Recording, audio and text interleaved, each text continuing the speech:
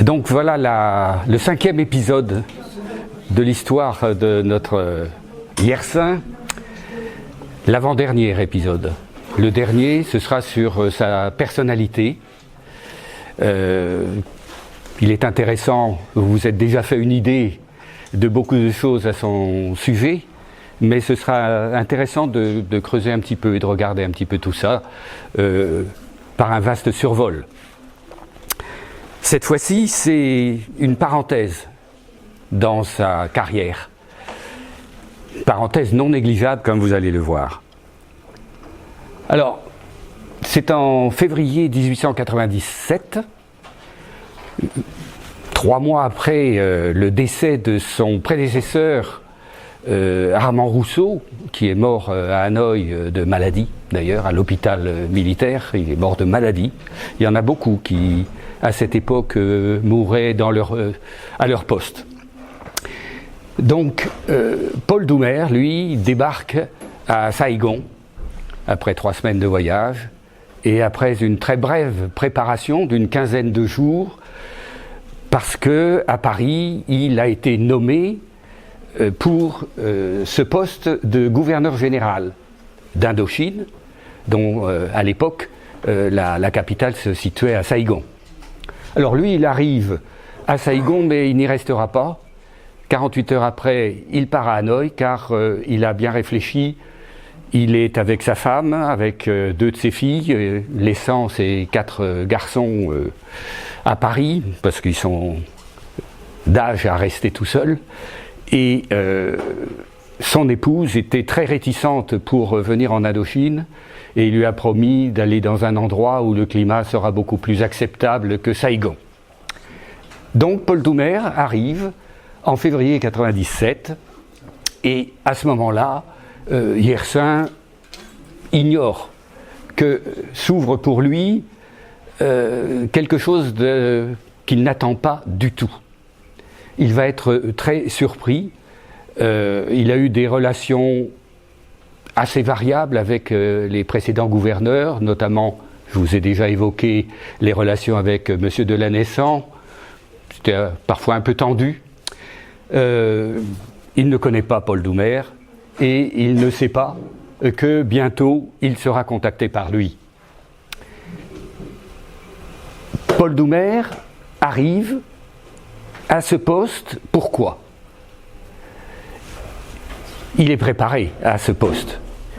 En effet, c'est un député radical, et à l'Assemblée, il est membre du groupe colonial. Deuxièmement, il a été ministre des Finances, et en tant que tel, il a eu à réorganiser le contrôle budgétaire de l'Indochine, parce que c'était un peu la pagaille. C'était un peu la pagaille, il y avait beaucoup de déficits, et à Paris, on commençait à trouver que c'était un peu excessif. Donc, il connaît très bien les problèmes de l'Indochine, et c'était une bonne idée de le nommer. Le 15 décembre ou 16 décembre, son prédécesseur meurt. 15 jours de réflexion pour les gouvernants, décision de le nommer. Donc début janvier, il se prépare en 15 jours. Son épouse lève les bras très haut, en disant mais c'est pas possible, je ne veux pas y aller. Bon, il la convainc et il s'installe donc à Hanoï. Alors, c'est une période tout à fait particulière pour Yersin, parce que Paul Doumer va faire appel à lui à 2 occasions. L'une sera la recherche d'un site pour y installer une station d'altitude, un petit peu comme il avait vu cela réalisé par les Anglais en Inde, et apprécié également par tous les coloniaux. Et puis deuxièmement, très grande surprise pour lui, pour créer une école de médecine avec tout ce que ça comporte en association pour une école qui a besoin d'un hôpital et d'un laboratoire. Alors Yersin a répondu positivement à ces demandes, et vous allez le voir, il a bien rempli sa mission et ça laissera des traces durables. Alors, très rapidement après son arrivée à Hanoï, Paul Doumer lance plein de projets. C'est un homme extrêmement actif. Il ne savait pas un mois et demi avant, puisqu'il y a tout de même le trajet. Hein. Il a peut-être pendant le trajet en paquebot, il a dû réfléchir, écrire, etc. Mais dès son arrivée, il lance beaucoup de choses, beaucoup de projets à mettre en œuvre. Et parmi ces projets, il écrit, ou fait écrire à Doumer qu'il souhaite qu'il identifie un site où l'on pourrait installer une station d'altitude, un sanatorium même, dit-il dans cette première lettre, un sanatorium. Il lui donne des conditions, il explique qu'il souhaiterait que ce soit en altitude, pas à moins de 1200 mètres, il faut qu'il y ait de l'eau, que ce soit bien arrosé, il faut qu'il y ait des terres arables, qu'on puisse cultiver des jardins, des potagers, etc., des fleurs. Et puis il faut qu'on ait la possibilité de créer une route pour y accéder de façon suffisamment facile. Alors, Yersin, si Paul Doumer s'est adressé à lui, il savait qu'il avait exploré de long en large toute cette région de l'Annam, et du sud de l'Annam et de la Cochinchine. Donc, il savait qu'en s'adressant à lui, il aurait certainement une réponse qualitative. Et effectivement, Yersin n'hésite pas, il lui dit « Ah, moi je sais, je vous propose le plateau du Langbiang, qui, vous vous souvenez, la description qu'il en avait faite lors de son de sa deuxième expédition, il était tombé en admiration en arrivant en haut de la montée, en découvrant ce plateau, il l'avait décrit en termes très poétiques, si vous vous souvenez. Alors, Paul Doumer dit, bon, ok, vous me proposez ça, je crée une mission d'étude qui aura quelques mois pour répondre, bien entendu. On ne va pas traîner des années avec Paul Doumer, tout doit aller très vite. Alors, rappelez-vous, bon, la découverte du plateau de Langbiang, c'est en juin 93. Bon, c'est pas si vieux que ça, hein, puisque 97, ça fait 4 ans à peine. Et donc, cette exploration qu'il a relatée minutieusement et de façon savoureuse dans 7 mois chez les Moïse, il a parcouru donc la région en tous les sens. Hein. Je vous rappelle un petit peu où ça se situe. Donc, il avait été de Saigon à Nha Trang, ici, et pendant qu'il était chez Msiao, il avait exploré toute cette région du plateau du Langbiang. Et donc, vous voyez, le futur Dalat se trouve là, et le village dont on parlera tout à l'heure, d'Angkya, est ici. Voilà. Alors, ce plateau, 1500 mètres, ça répond à l'un des critères. Il peut assurer que c'était vraiment fertile parce que il y avait des herbes vraiment grasses, etc. De l'eau, n'en parlons pas, il y avait tout ce qu'il fallait.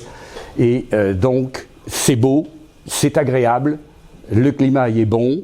Il y a déjà un gros village, ou un village un peu plus gros que les autres, d'Angkya, au bord d'une magnifique rivière, au pied du massif qui est au nord de ce plateau. Ce massif ayant comme altitude maximale 2100 mètres, tout de même, c'est tout de même une vraie montagne. Et ce plateau qu'il nous avait décrit, elle est à l'est la chaîne de montagnes anamitiques, à l'ouest c'est la vallée du Mékong, au nord c'est donc le massif du Langbiang, et au sud il y a cette rivière, le Lana.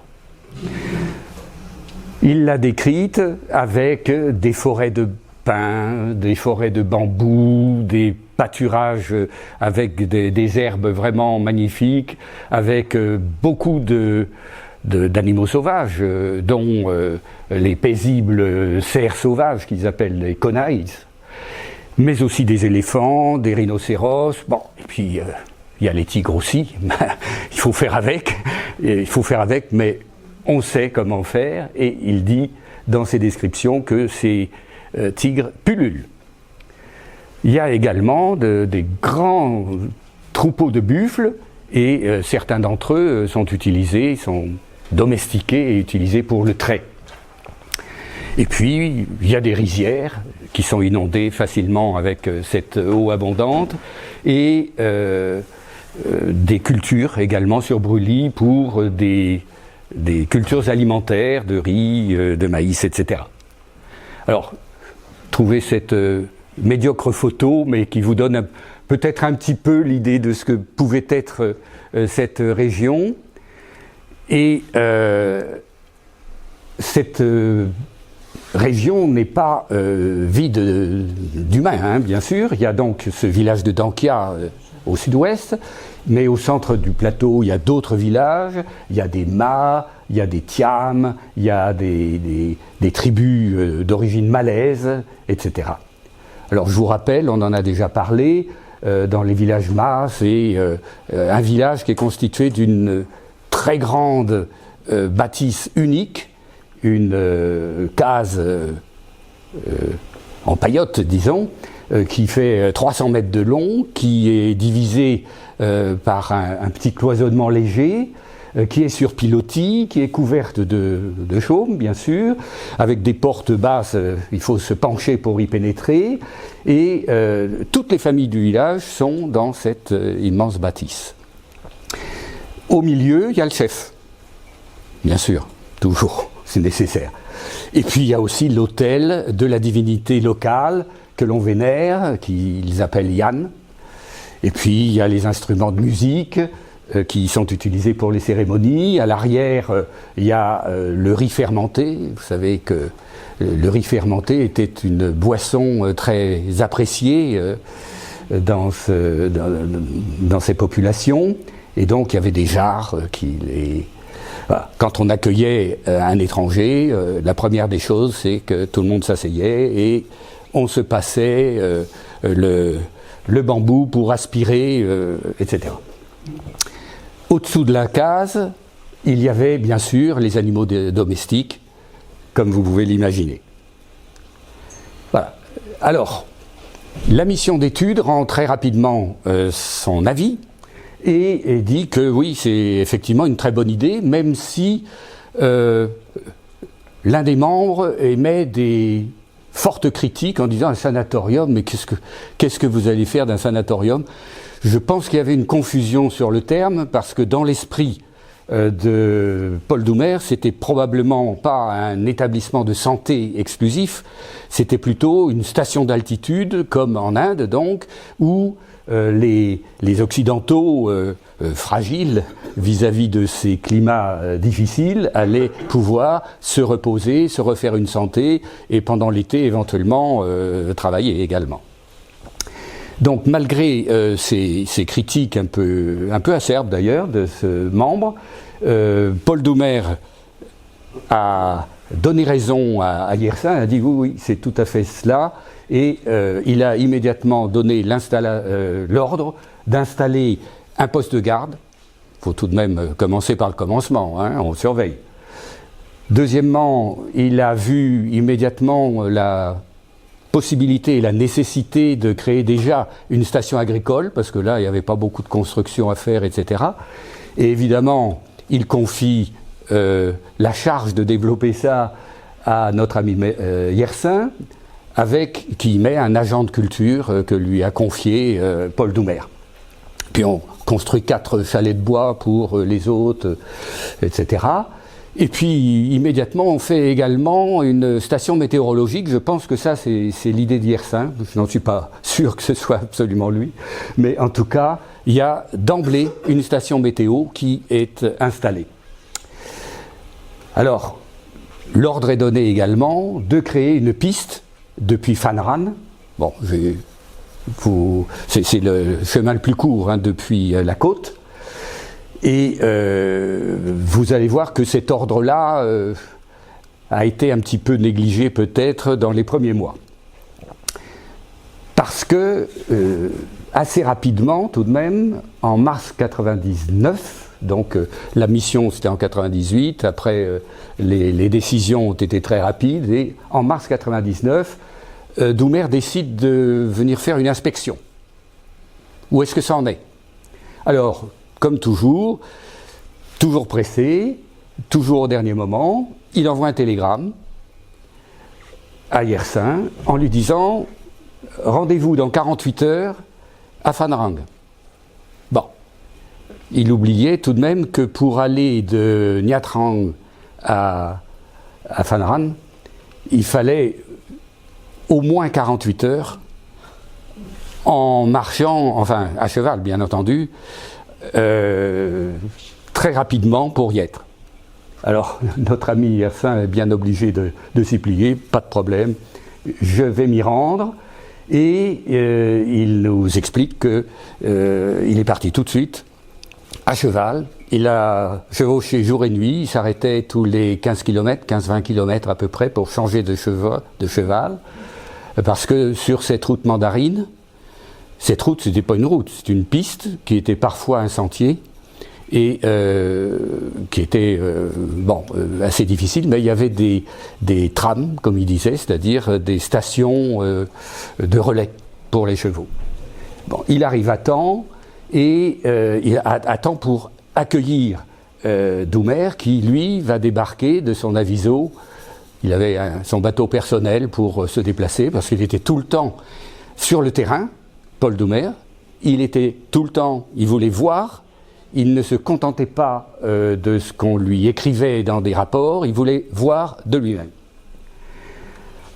Alors là, je vais faire quelque chose qui n'est pas très apprécié parfois, mais je trouve que ce récit, le récit qu'en fait Yersin est tout de même assez intéressant et illustre assez l'atmosphère de l'époque.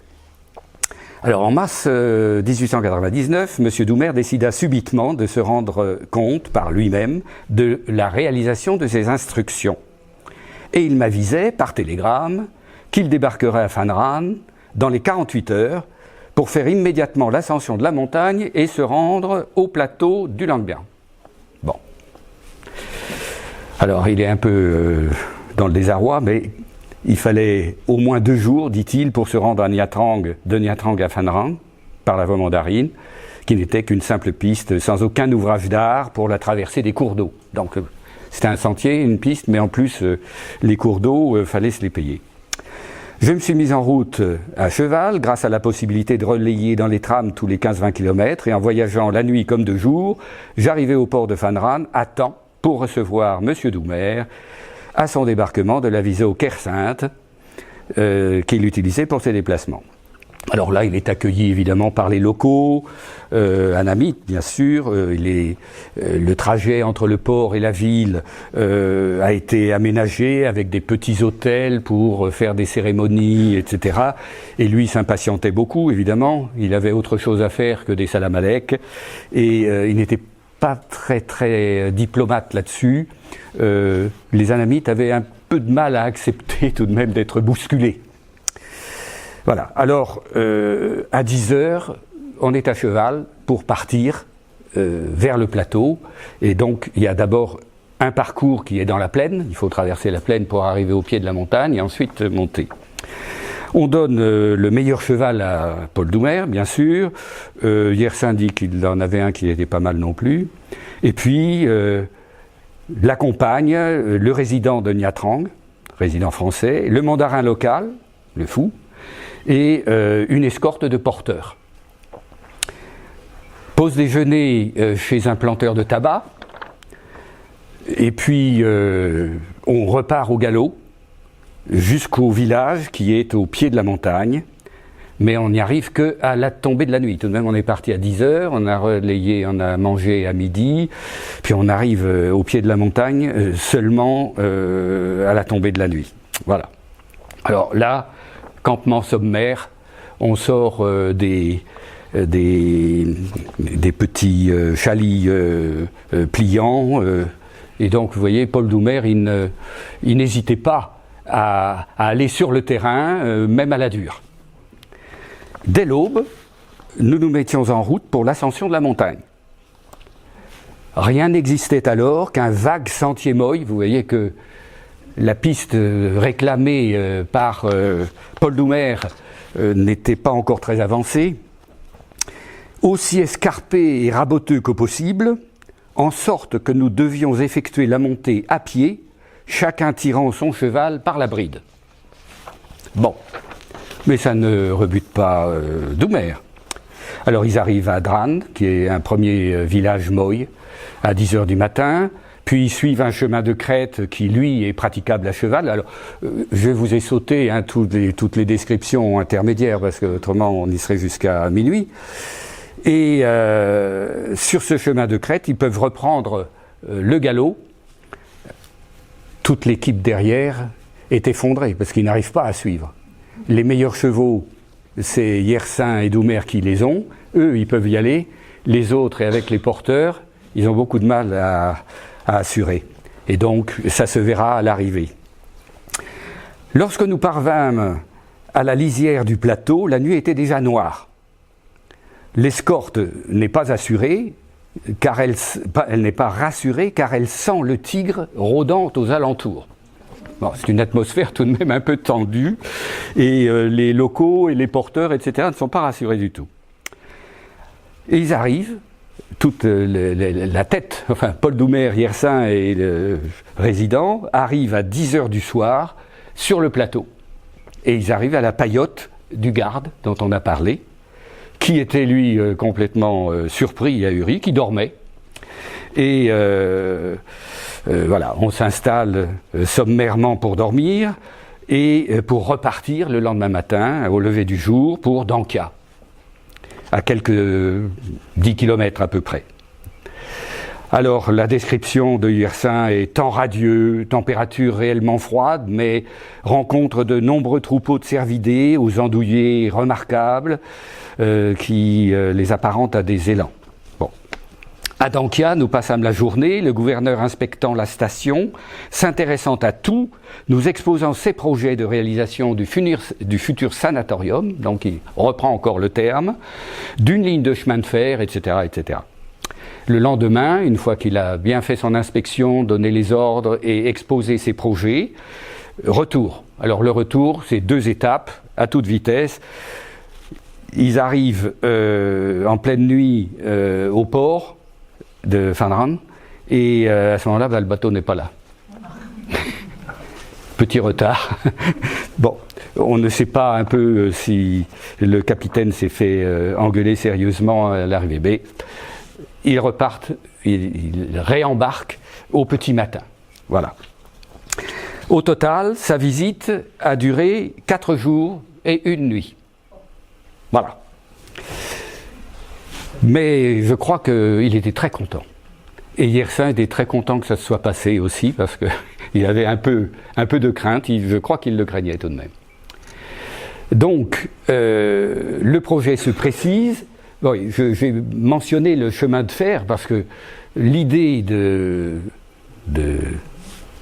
Paul Doumer était de créer une ligne de chemin de fer partant de Saigon, passant dans la montagne jusqu'au plateau et redescendant sur la côte.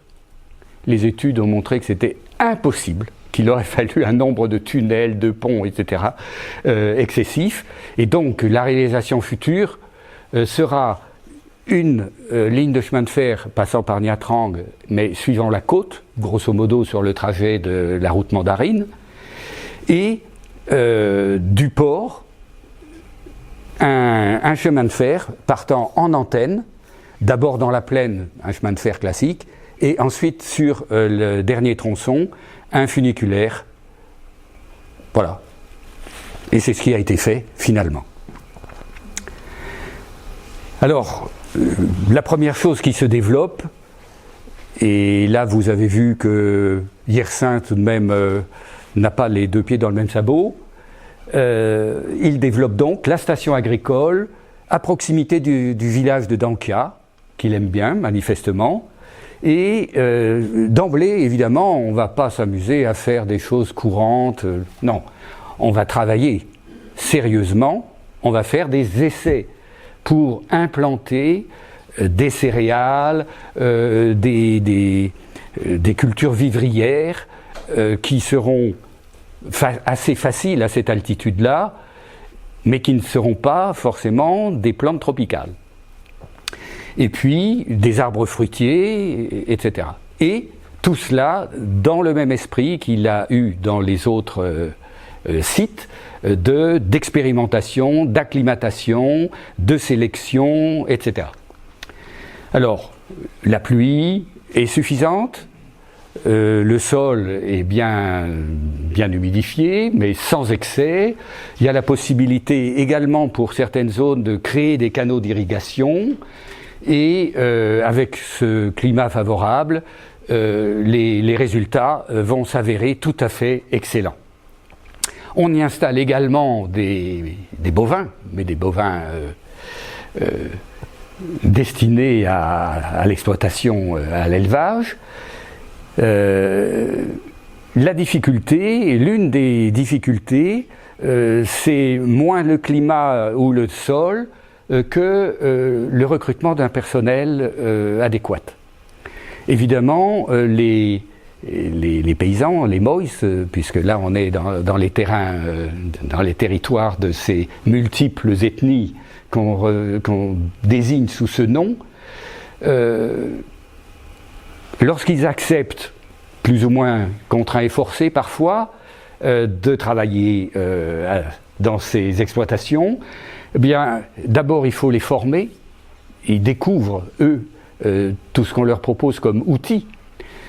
Et il faut les former à l'usage de ces outils. Et puis après, ils travaillent quelques semaines ou quelques mois, puis on ne les voit plus. Ils s'en vont. Donc il faut renouveler assez souvent. Une autre difficulté, c'est que on a essayé de faire venir des personnels anamites de la plaine, qui là aussi n'aiment pas trop aller en montagne, etc. Les relations traditionnellement sont très mauvaises entre les montagnards et les gens de la plaine. Et il existe une animosité manifeste entre ces peuples. Voilà. Alors, tout se développe tout de même très bien, et il y a un résident qui va s'installer même de façon permanente en 1903, mais malheureusement, Paul Doumer, comme on le dira tout à l'heure, a démissionné et a décidé de rentrer en France en mars 1902. Pourquoi ? Parce qu'il estimait qu'il avait déjà fait beaucoup de choses, qu'il avait lancé beaucoup de projets, et surtout, il avait une perspective politique. Il voulait participer aux futures élections législatives qui devaient avoir lieu peu après. Donc ça a été assez brutal, assez sec, et beaucoup de ces projets ont été... Lui, c'était la mouche du coche, il était sans cesse sur le terrain, il stimulait la progression, etc. Et là, il est parti, tout ralenti, notamment à Dalat. Alors, la station agricole se poursuit, bien entendu, mais il faut attendre 1912, l'arrivée d'un nouveau gouverneur général. Bon, après Paul Doumer, ça a été un certain Beau. On en parlera tout à l'heure. Vous verrez qu'il n'a pas du tout été apprécié par Yersin, et voilà. Dalat, ça ne l'intéressait certainement pas du tout.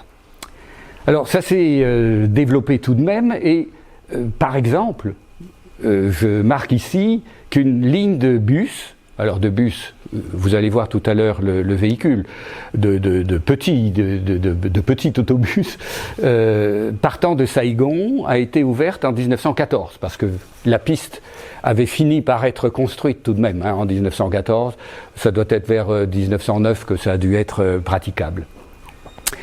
Et Dalat est devenue capitale provinciale en 1915, avec un certain nombre de services qui s'y sont installés, et pendant la saison d'été, la plupart des administrations venaient y travailler. Donc le développement sous l'action du gouverneur général Sarraute a été excellente, et c'est devenu progressivement une station touristique et une station pour l'été, pour les coloniaux, pour qu'ils viennent s'y refaire une santé, pour les vacances, pour le repos et pour la chasse.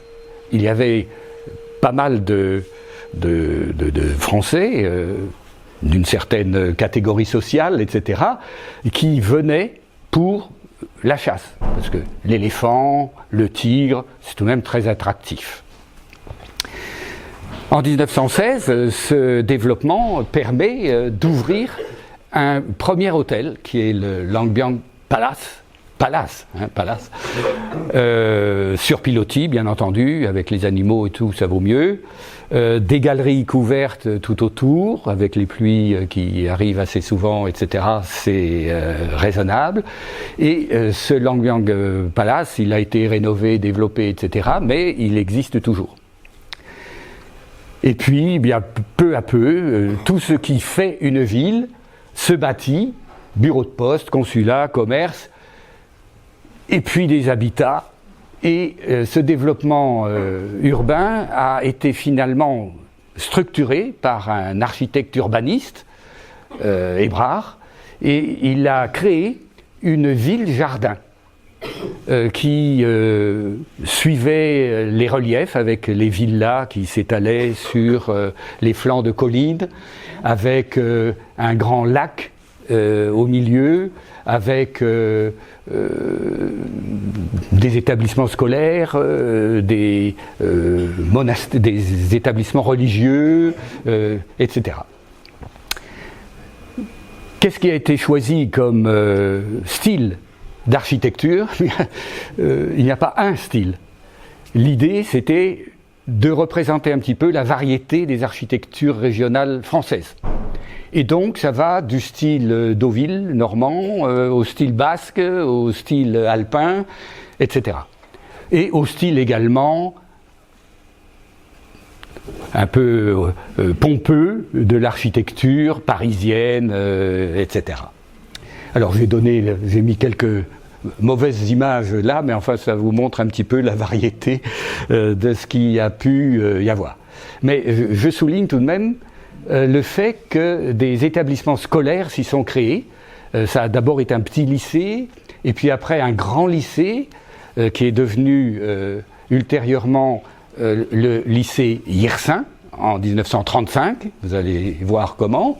Il y a eu des écoles religieuses également, et puis il y a eu une école qui était réservée aux enfants des militaires, puisqu'il y avait encore il y avait beaucoup de militaires, et une école pour créer un tissu de personnel administratif. Donc vous voyez que c'est devenu, il a même été question à un moment donné de transférer la capitale à Dalat. Bon, ça a été abandonné ensuite, mais voilà. Alors je parlais de la ligne d'autobus. Voilà le bus Lorraine-Dietrich. Bon, dans des textes, j'ai trouvé que c'était des bus de cette marque-là qui faisaient la ligne depuis Saigon. J'ai trouvé cette photo qui, elle, a été prise à Haiphong. Alors, je pense que ça doit être le même. Voilà. Voilà un plan général. Vous voyez le lac autour duquel il y a toutes ces collines. Et des rues qui permettent d'installer des villas, etc. Voilà. Donc le chemin de fer à Crémaillère, c'est en 1938 qu'il a été créé, et vous allez voir la gare. Ça vous évoque peut-être quelque chose? C'est celle de Deauville, paraît-il. Ils ont copié ils ne se sont pas cassés la tête, ils ont repris des plans voilà, c'est la gare de Dalat où arrive le chemin de fer à Crémaillère.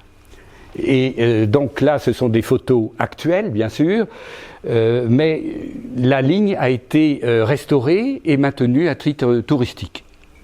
Voilà. C'était ce type de locomotives et de wagons qui circulaient en 1939.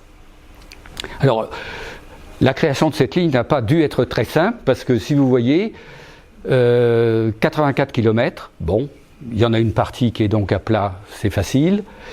64 ponts, 5 longs tunnels, ça veut dire qu'il devait y avoir des moins longs, 2 cols à plus de 1000 mètres d'altitude et 14 km à crémaillère. 14 km à crémaillère. Bon. Voilà. Alors, l'empereur, Baodai, s'y est même fait construire un palais, une résidence d'été.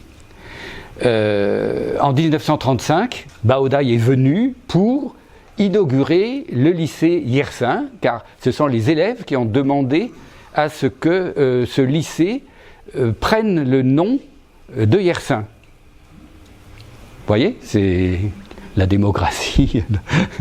Bon.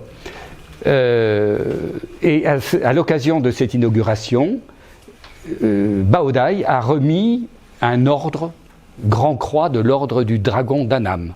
Ça devait être quelque chose de très apprécié. En 1936, Yersin crée là-bas un institut Pasteur. Encore un.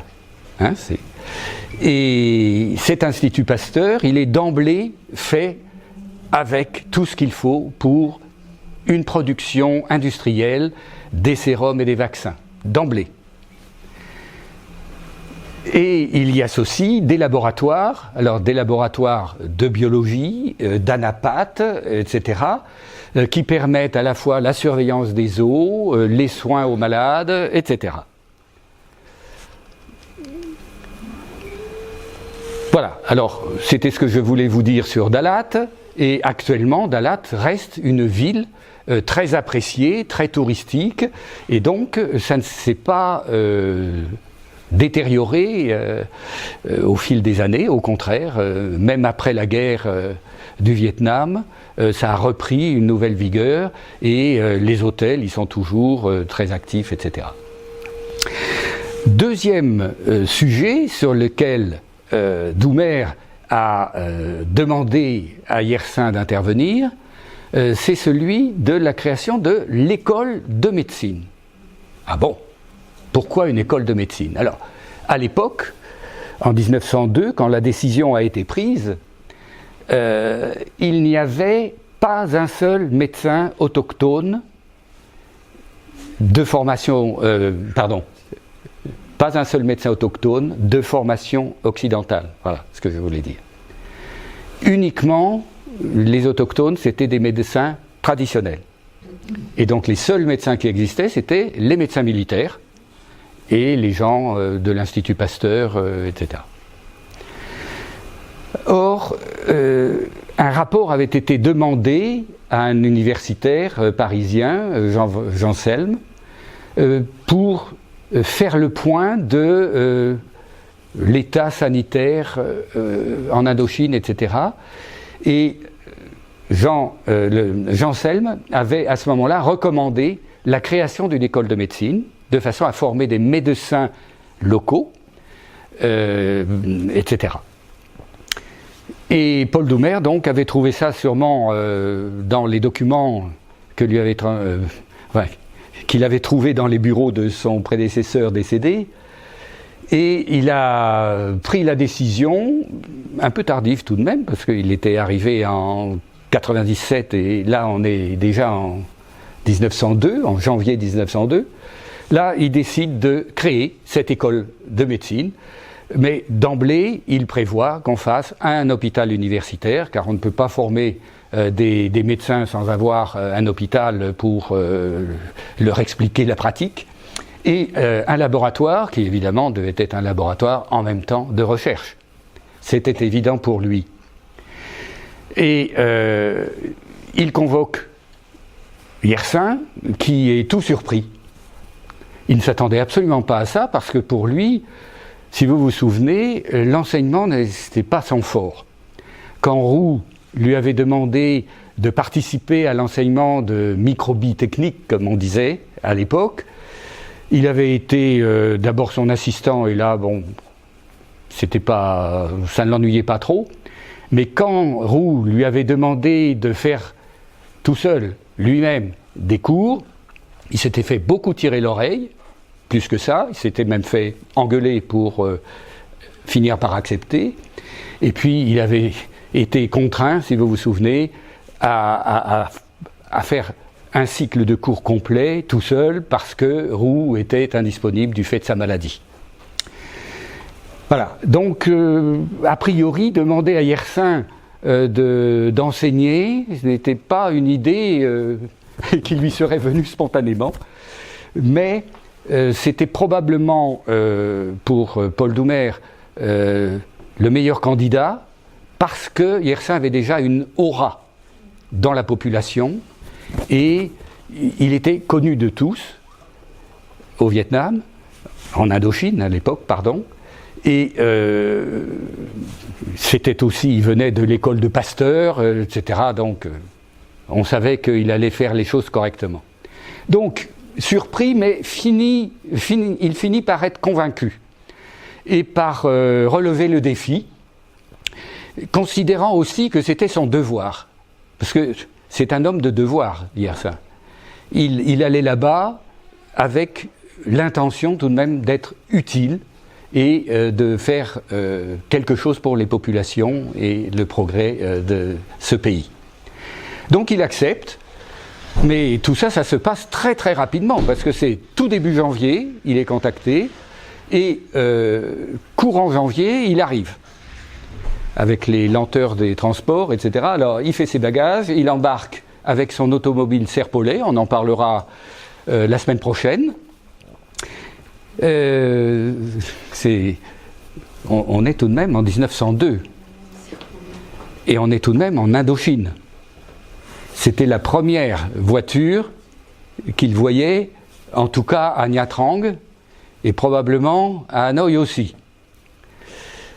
Alors Hanoï, ce n'est plus le Hanoï que avait connu Yersin lorsqu'il faisait la ligne Saigon Haiphong avec les messageries maritimes. C'était plus du tout, vous vous souvenez, je vous ai montré le petit plan avec le fleuve Rouge, la petite ville entourée de son canal, etc. C'est une ville qui s'est transformée, qui a plus que doublé sa population en 5 ans, dans les 5 dernières années du 19e siècle, et c'est devenu, au centre bien entendu, une ville de type européen, qui disposait de l'électricité, de l'eau courante, d'un réseau d'égouts, de larges avenues, je vais vous montrer quelques bâtiments, qui avait un magnifique hôtel métropole qui avait été inauguré en 1901, donc il était tout neuf, et puis un palais du gouverneur qui, alors lui, allait être terminé bientôt, parce que Paul Doumer ne l'a pas occupé, mais enfin qui était probablement en construction à ce moment-là. Et puis, tout va tellement vite que cette école de médecine qui avait été prévue et dont Paul Doumer avait déjà fait des plans quand il en a parlé à Yersin, plans sur lesquels Yersin a également travaillé, mais la première pierre a été posée mi-février, ou fin février, pardon, par Paul Doumer. Oui. Décision début janvier, première pierre, fin février. Il ne s'embarrassait pas beaucoup d'avis, de votes, il y allait, droit. Voilà. Alors, le fonctionnement initial de l'école, ça s'est fait dans des locaux provisoires, puisqu'évidemment, il n'y avait rien, donc des locaux récupérés, qui étaient un petit peu à l'écart de la ville. Yersin, quand il a débarqué, a été installé à l'hôtel Métropole, qui venait d'ouvrir 1 an avant. Et puis après, le gouvernement général lui a donné une petite maison ou quelque chose comme ça, dans la ville. Et de toute façon, alors Yersin, comme toujours, quand il commence quelque chose, il le fait à fond. Il s'investit vraiment et il raconte dans ses courriers, il raconte à sa mère toutes les étapes, tout ce qu'il a eu à faire, etc. Et là, sa petite voiture. Il dit à un moment donné, je ne sais plus exactement quand, il dit qu'il est vraiment très heureux d'avoir cette voiture parce que ce serait vraiment fatigant de faire tous ces kilomètres à vélo, puisqu'il adore le vélo, mais enfin tout de même. La première promotion, on n'attend pas, hein, on recrute tout de suite. On lance immédiatement un appel à candidature. Il y a presque 400 personnes qui se portent volontaires, qui disent « moi je voudrais bien », mais évidemment il faut une sélection. Et cette sélection se fait sur la capacité en langue française, sur le niveau d'éducation. Et cette sélection fait qu'il n'y a pas beaucoup d'étudiants qui sont pris en première année, il y en a 30. Enfin c'est déjà... voilà.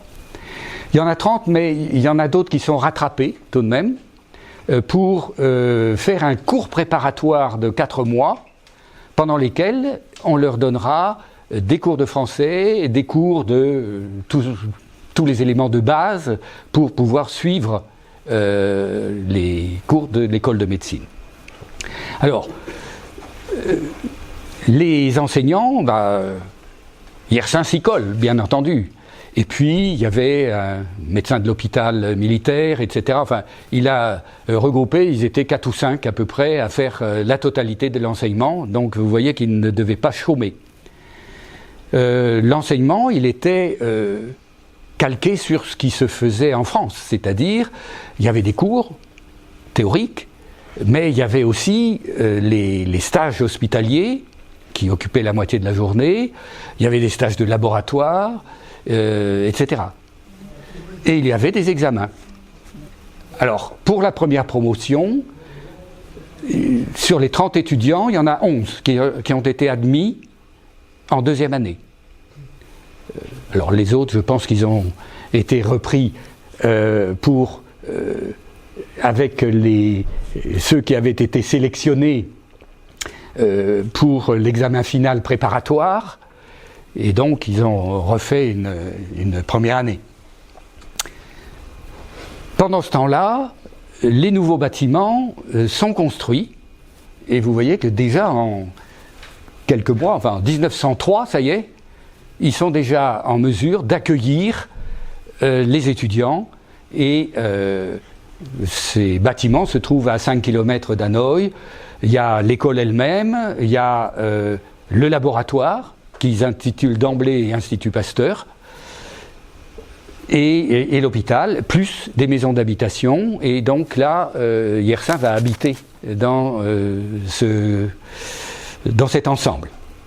Voilà, alors c'est là qu'il dit dans une lettre en février 2002 « Je ne suis pas fâché d'avoir mon auto pour me rendre rapidement du premier point au deuxième. » Voilà, on le comprend. Alors, malheureusement, vous avez compris que la première pierre de l'école nouvelle a été posée en février 1902, mais en mars, Paul Doumer démissionne et retourne à Paris pour les élections à l'Assemblée. Et donc, Yersin est fort déçu parce que le nouveau gouverneur général, Paul Bot, il sent tout de suite que ça ne marchera pas. Et il a des paroles assez sévères. Il dit dans une lettre à sa mère le 27 janvier 1903 « Nous n'avons malheureusement pas trouvé dans le nouveau gouverneur général un homme à l'esprit ouvert et bienveillant. Monsieur Bot et son entourage se sont montrés dès leur arrivée d'une hostilité irréductible envers l'école de médecine et envers le laboratoire de Nha Trang. C'est te dire que je viens de passer quelques mois difficiles, dit-il. Alors je saute un petit peu.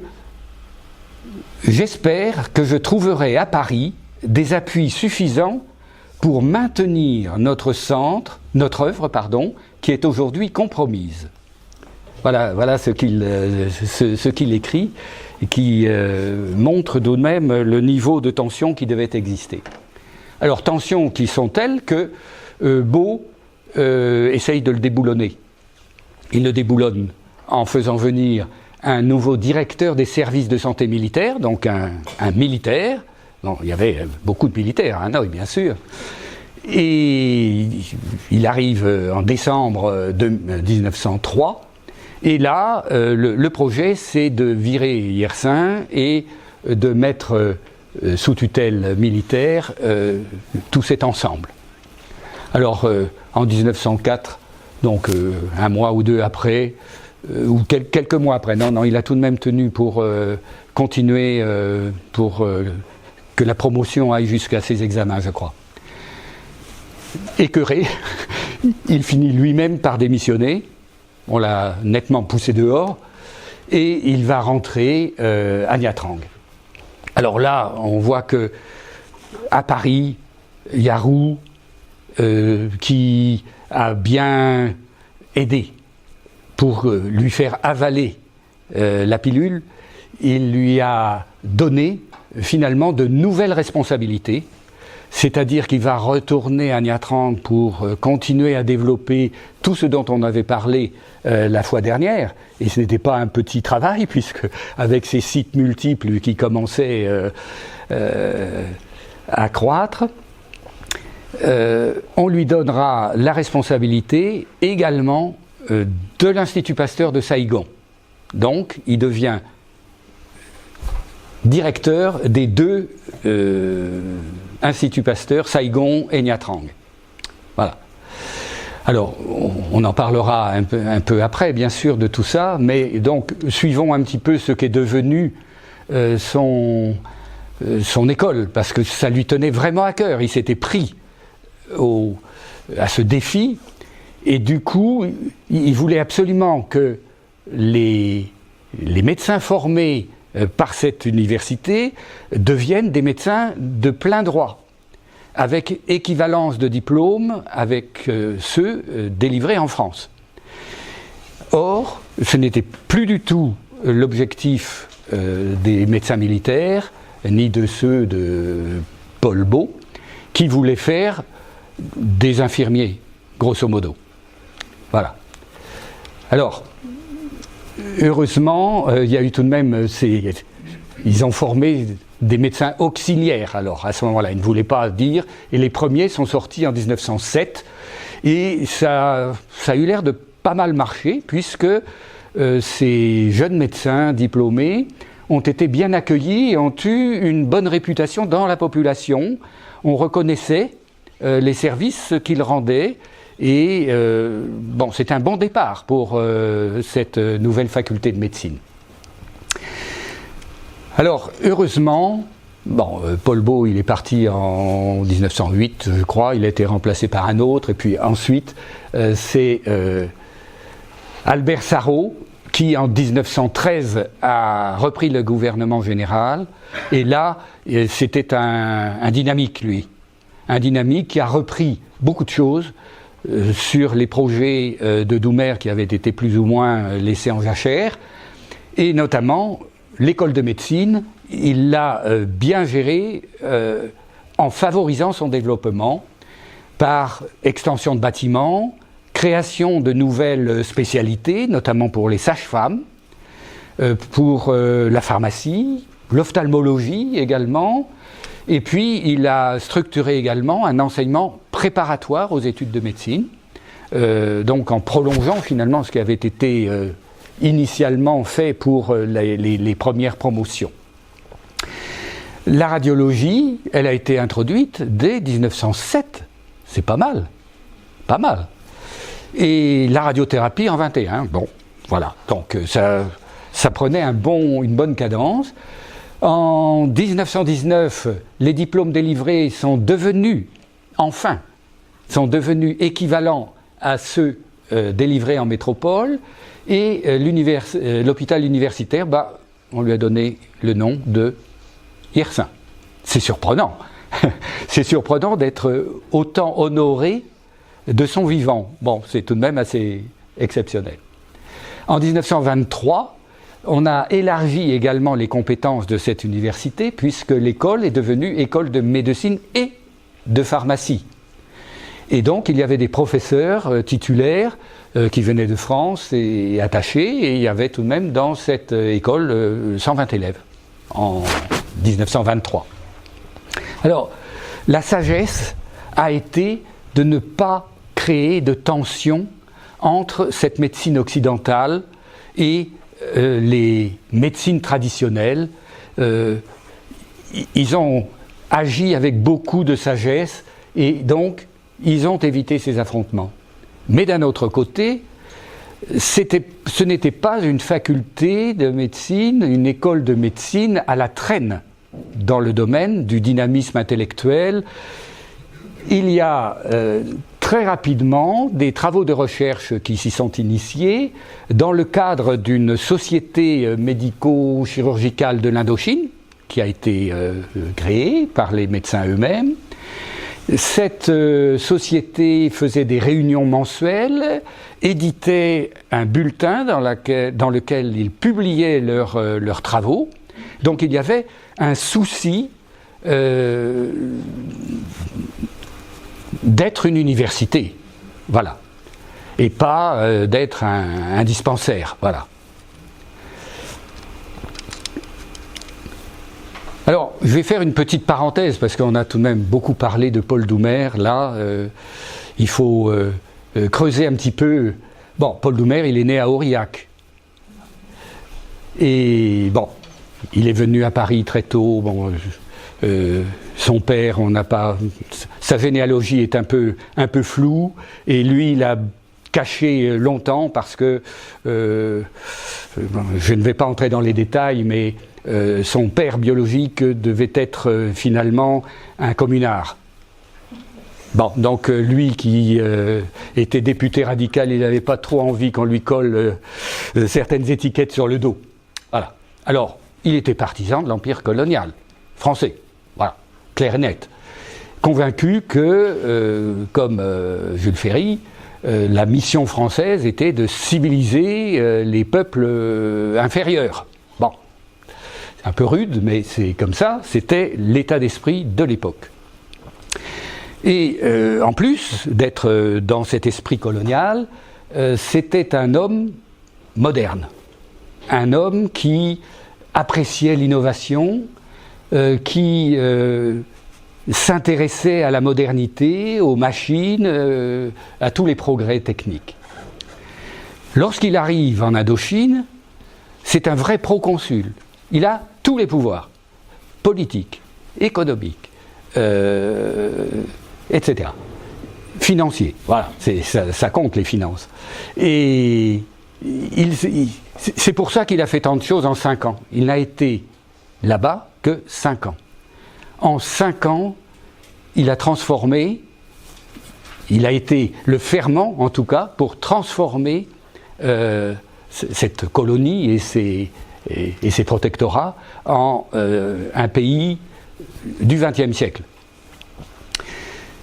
Alors, il a commencé par rétablir l'équilibre financier, qui était catastrophique et qui était vraiment un point noir pour Paris. Alors il a rétabli ses comptes, mais bon, il a lutté contre la fraude, très bien, parfait. Il a lutté contre des prérogatives et des privilèges, très bien. Mais il a également taxé. Il a agi beaucoup sur la taxation, sur la création d'agences pour l'opium, le tabac, l'alcool de riz, etc. Et du coup, la population, là, regimbait un petit peu et n'était pas tout à fait enthousiaste. Il a également réorganisé complètement l'administration, parce que vous vous souvenez de la carte, il y avait la colonie de Cochinchine, les protectorats du Tonkin et de l'Annam, plus ensuite du Cambodge et enfin du Laos. Tout ça était tout de même assez hétéroclite, hétérogène, mal coordonné, et lui il a unifié tout ça. Il a décidé d'harmoniser et de coordonner. Il souhaitait également développer économiquement le pays, et parce que son idée c'était la France. La France doit briller face aux Britanniques, bien entendu, face aux Néerlandais, évidemment, et il fallait montrer qu'on était là, qu'on faisait bien, qu'on faisait très bien, qu'on faisait mieux que les autres. Alors, pour réussir, il fallait qu'il soit autoritaire. Il a été autoritaire, il a été assez dur avec son entourage, il cravachait sans cesse, et il était dur avec lui-même également, il s'est beaucoup investi. Et on lui a reproché d'être pas très attentif aux traditions du pays, de bousculer un petit peu les gens. Et voilà, il était toujours pressé, toujours énergique. De temps en temps, il évitait les cérémonies en envoyant quelqu'un à sa place. Et puis, lui, il partait faire autre chose qu'il trouvait beaucoup plus utile pour faire progresser ses projets. Ce fut un grand bâtisseur. Le projet d'infrastructure, vous le connaissez, il a fait énormément de choses.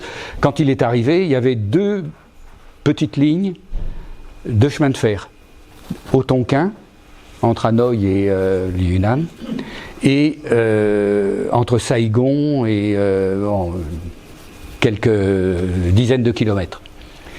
Lui, il a lancé un projet de voie ferroviaire avec essentiellement la Trans-Indochinoise, 1720 km du nord au sud. Et il a développé le chemin de fer du Yunnan, qu'il a prolongé vers le nord. Et tout ça, bon, il n'en a pas vu l'achèvement, bien entendu, mais il a lancé ses travaux. Et de Saigon à Nha Trang, je crois que c'est en 1910 que ça a dû être inauguré. Et Yersin a assez souvent utilisé ce mode de transport qu'il appréciait. Grand bâtisseur de ponts également, et vous allez voir le rappel du pont sur le fleuve Rouge, des routes évidemment, et il s'est fait bâtir. Il a bâti un palais pour la résidence qui existe toujours d'ailleurs, pour les gens qui sont allés à Hanoï, ils la reconnaîtront sur la photo qui va suivre. Lui, il ne l'a pas jamais habité parce qu'il n'a pas eu le temps de l'achever.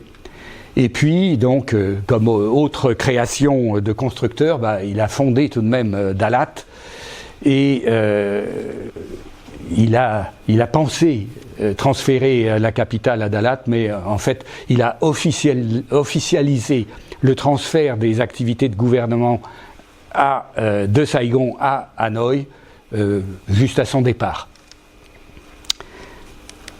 Alors voilà, Hanoï en 1902, ça n'a plus rien à voir avec le Hanoï qu'avait connu en 91 Yersin, quand il était aux messageries maritimes. Et voilà le palais du gouverneur, qu'il n'a jamais habité donc, et qui existe toujours. Vous voyez, c'est le drapeau communiste là qui est dessus. C'est une photo actuelle ou pas trop ancienne en tout cas. En revanche, ici vous avez l'hôtel dans lequel inauguré en 1901, dans lequel Yersin a passé quelques semaines à son arrivée. Alors, vous voyez le pont qu'on a appelé, après son départ, Paul Doumer, et puis après l'arrivée, après 75, je pense que ça doit être 75, il est maintenant appelé Long Bien. La philatélie, tout de même, a été développée. Vous voyez que lui aussi, il a eu ses timbres. Voilà. Alors, Paul Doumer, il n'a pas été seulement bâtisseur d'infrastructures et de bâtiments, il a également voulu promouvoir l'aspect culturel, mais là, il a eu l'habileté et l'intelligence de ne pas mépriser la culture locale, et il a essayé en tout cas de développer les 2 cultures côte à côte, et de développer l'enseignement, et l'enseignement supérieur également, qui n'existait pas antérieurement. Il a créé, par exemple, l'école française d'Extrême-Orient, l'école de médecine. Alors, il a également lancé des missions de connaissance. Mission pour l'étude de la flore et de la faune, Il a créé un service géographique pour l'Indochine, un musée des échantillons de produits naturels et fabriqués. Voilà. Développement économique, la forêt, l'agriculture, etc. Il a, en 1999, lancé également un projet pour une exposition à Hanoï. Exposition dont il n'a pas vu la réalisation puisqu'il est parti avant, mais qui a ouvert en novembre 1992. Je vais vous montrer une belle affiche. J'ai trouvé qu'elle était belle, cette affiche. Elle est colorée et elle est tout de même tout à fait dans le style d'Art Nouveau. Hein, voilà. Exposition de Hanoï du 3 novembre 1902 au 31 janvier 1903, ministère des colonies. Voilà. Gouvernement général de l'Indochine. Malheureusement, cette exposition n'a pas eu un succès énorme. On voit que Doumer était parti. Le successeur ne s'y est pas intéressé du tout. Et le choix des exposants, la stratégie globale fait qu'elle a été décevante et que le public n'a pas été aussi nombreux qu'attendu. Voilà. Alors, dernière notion, finalement, Paul Doumer qui arrivait là comme un expert de la finance, de l'organisation, de l'administration, du développement, il s'est pris d'une véritable passion pour l'Indochine. Et cet attachement, il va le décrire, je vais vous montrer la couverture du livre, il va écrire en 1905, il va éditer un bouquin sur l'Indochine française. Et attaché au territoire, mais également à sa culture. Et il a une phrase que j'ai retenue, une Indochine non soumise, mais renouvelée. Alors, il a tout de même reçu une espèce de marque honorifique de la part de Gaulle, qui écrira qu'il le classe parmi les meilleurs proconsuls de l'histoire de France. Bon, tout de même, saluer ce... Voilà. Alors, interrogeons-nous un peu maintenant sur les relations entre ces deux hommes, parce que c'est tout de même assez surprenant. Bon, Paul Doumer, il a 6 ans, je crois, de plus que Yersin. Bon, Yersin était orphelin en naissant, lui, il a été élevé par sa mère uniquement, puisque son père avait pris la poudre d'escampette, et ce sont peut-être des choses qui créent des liens aussi entre personnes. Et Paul Doumer l'a pas mal mis à contribution dans son action. Bon, donc, je rappelle la sollicitation pour trouver un site pour la station climatique, pour créer et diriger l'école de médecine et l'hôpital et le laboratoire. Et en plus, il a soutenu Yersin dans tous ses projets, et notamment pour les projets de Nha Trang. Et là, il y a un texte dans lequel il dit qu'il l'a beaucoup soutenu. Yersin n'en parle pas de ça dans ses écrits, c'est curieux. Mais Paul Doumer, lui, en parle.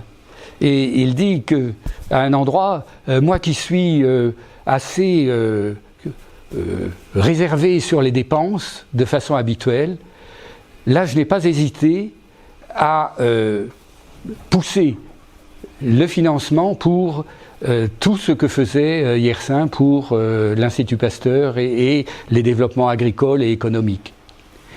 Et il rajoute, bon enfin non, on ne va pas s'étendre là-dessus. Donc, il a donc soutenu Yersin dans tous ses projets, mais également, à chaque fois qu'il y avait un problème sanitaire, c'est à lui qu'il faisait appel pour prendre avis. Donc c'était un conseiller sanitaire, disons. Il s'entendait tellement bien que Doumer lui demandait de l'accompagner de temps en temps pour des déplacements officiels. Et il y en a un que raconte Yersin, qui a été au Cambodge, Alors le Cambodge, il y était déjà allé, puisqu'il avait traversé la chaîne anamitique, si vous vous souvenez, dans son premier voyage. Et bon, ça lui avait beaucoup plu, il avait descendu le Mekong et tout. Bon, il était très content de retourner à Phnom Penh. Et il a pris beaucoup de photos aussi, il l'a bien apprécié. Et voilà. En fait, il y était pas pour une fonction officielle. Je crois qu'il a été touriste. C'est assez rare pour lui d'être dans la détente et l'absence de travail. Et enfin, Paul Doumer l'appréciait tellement qu'il l'a bien aidé pour passer médecin principal. Bon, Yersin, il était médecin militaire, mais il n'a jamais revêtu l'uniforme, il n'a jamais combattu, donc pour les promotions, il n'était pas question de le promouvoir. Et donc Yersin, de temps en temps, il disait « et moi ?» et donc Doumer l'a aidé probablement à être médecin principal. Alors, leur relation, si on peut la définir, c'était Doumer respectait, admirait, estimait, faisait confiance à Yersin. Il le considérait comme quelqu'un de complémentaire et surtout d'efficace. Alors voilà la couverture du livre, l'Indochine française, Souvenirs, 1905. Donc dans ses mémoires, il y a une page très élogieuse pour Yersin. Et je vais retirer 3 phrases dans lesquelles il dit « Le grand savant qu'est Yersin, aussi simple, aussi modeste qu'il est grand ». Pas mal écrit en plus.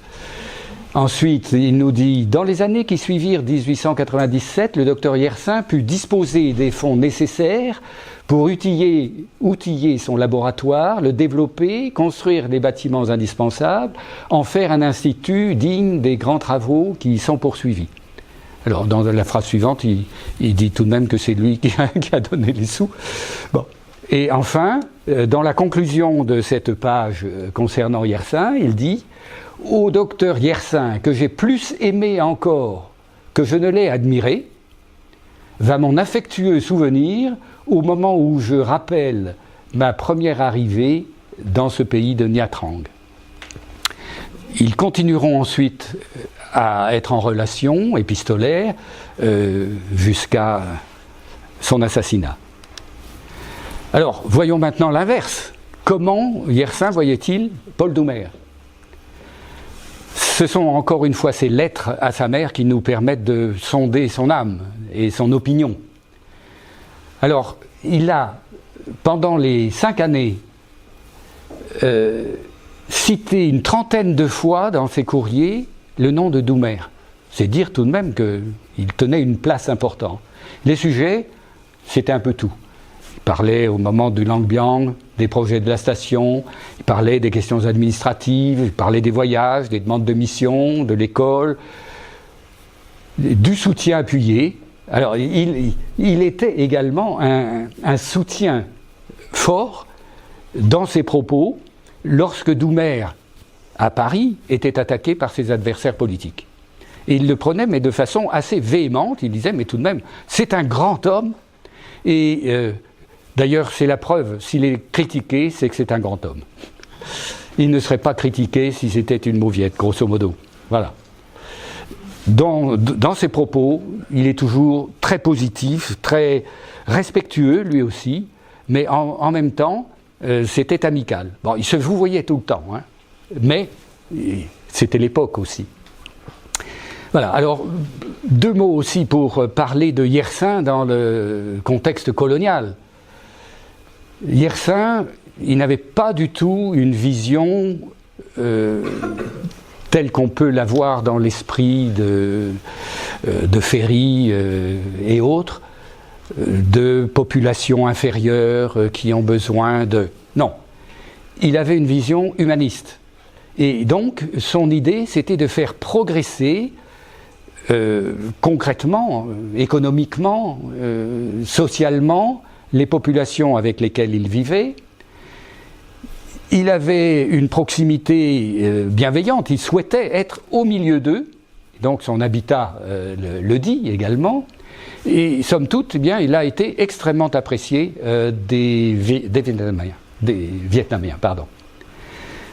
Bon, et les institutions françaises là-dedans, bien, il a toujours été soutenu. Quand il a demandé des explorations, etc., des financements, il avait du mal, mais il obtenait tout de même gain de cause. Bon, c'était un homme tenace, d'accord. Mais comme de toute façon, les institutions avaient des objectifs bien précis pour que la colonisation soit un succès d'exploitation aussi, de développement certes, mais bon. Alors, on l'a un peu utilisé, c'est certain. Mais Yersin est toujours resté hors de la politique. Il n'a jamais milité, etc. Et il n'a pas non plus cherché à modifier les comportements coloniaux. Par exemple, il y avait les planteurs. Il y a quelques phrases de temps en temps où on voit qu'il est très critique de l'attitude de certains vis-à-vis de leur personnel, etc. Mais lui, il n'a jamais cherché à faire la leçon aux autres. Il agissait tel qu'il pensait que c'était bien d'agir. Voilà, alors que dire en conclusion ? Ces années qui ont été de collaboration avec Paul Doumer, pendant ces 5 années donc, ce furent une sorte de parenthèse. Alors certes, ça l'a éloigné de Nha Trang, mais il n'a jamais quitté tout de même la supervision de ce qui se passait et s'est développé à Nha Trang. Parce que, à la séance précédente, avez-vous eu l'impression qu'il y avait un relâchement dans le développement ? Non, vous avez vu les extensions progressives de site en site, les extensions de surface, les extensions de plantation, les expérimentations d'acclimatation, de sélection, tout ça continuait parce qu'il savait faire confiance aux gens qu'il laissait sur place. Et il y allait. Je ne sais pas, je n'ai pas assez épluché sa correspondance. On devrait, en faisant un relevé précis, etc., on pourrait savoir combien de temps il a passé. Peu importe, il restait sur Nha Trang par la pensée, par la direction et par sa présence intermittente. Alors, la grande déception pour lui, ça a été de lâcher l'école de médecine, parce qu'il avait l'impression d'inachèvement et surtout de non-aboutissement à ce qu'il souhaitait, c'est-à-dire former des médecins de plein exercice et non pas des super infirmiers ou des officiers de santé. Et heureusement, c'est arrivé, mais plus tardivement. Voilà. Alors, il n'a plus mis les pieds à l'école de médecine de Hanoï après son départ. Il a lâché, il suivait de ça de loin, mais il n'en parlait plus en plus. C'était sûrement une blessure pour lui trop grande. Alors, dans ce conflit, la famille pasteurienne s'est encore une fois exprimée. C'est-à-dire qu'ils l'ont aidé à surmonter ce moment qu'ils ont senti lourd pour lui, et ses responsabilités nouvelles sur l'ensemble des établissements Institut Pasteur d'Indochine, puisqu'il y avait donc Nha Trang, Saigon, il y avait à Hue également quelque chose, et après il y a eu Dalat, enfin il y a eu Hanoï, Dalat, donc ça fait un ensemble tout de même, et il a toujours suivi tout ça de près. Il a d'abord été directeur de l'ensemble de ces instituts Pasteur d'Indochine, comme on les réunissait. Ensuite, il a lâché la direction. Il a senti à un moment donné, dans les années, au début de 1920 à peu près, il a senti qu'il fallait qu'il lâche, parce qu'il y avait certaines choses qu'il n'arrivait pas à comprendre. La guerre de 14-18 avait changé beaucoup de choses dans les mentalités. Il y avait beaucoup de progrès, etc., sur lesquels il ne se sentait plus en mesure de suivre. Alors, il a tout de même perçu beaucoup de choses et il a fait reconstruire, par exemple, complètement l'établissement Institut Pasteur de Saigon, dans un nouveau site, mais il a lâché et il est devenu inspecteur. Ensuite, inspecteur des établissements d'Indochine. Voilà. Voilà ce que je voulais vous dire sur ce personnage, en vous disant que la fois prochaine, donc, on parlera plus de sa personnalité, de ses goûts, de ses centres d'intérêt, qui, vous le verrez, sont extrêmement nombreux. Voilà. Bon, cette fois-ci... Merci. Si cette vidéo vous a plu, vous pouvez nous rejoindre à l'Université du temps libre de Tarbes et de Bigorre à l'adresse utl-tb.info. Vous pouvez aussi nous encourager en cliquant sur le pouce vers le haut. Les commentaires de soutien sont également les bienvenus. Et n'oubliez pas, si ce n'est déjà fait, de vous abonner. Merci et à bientôt.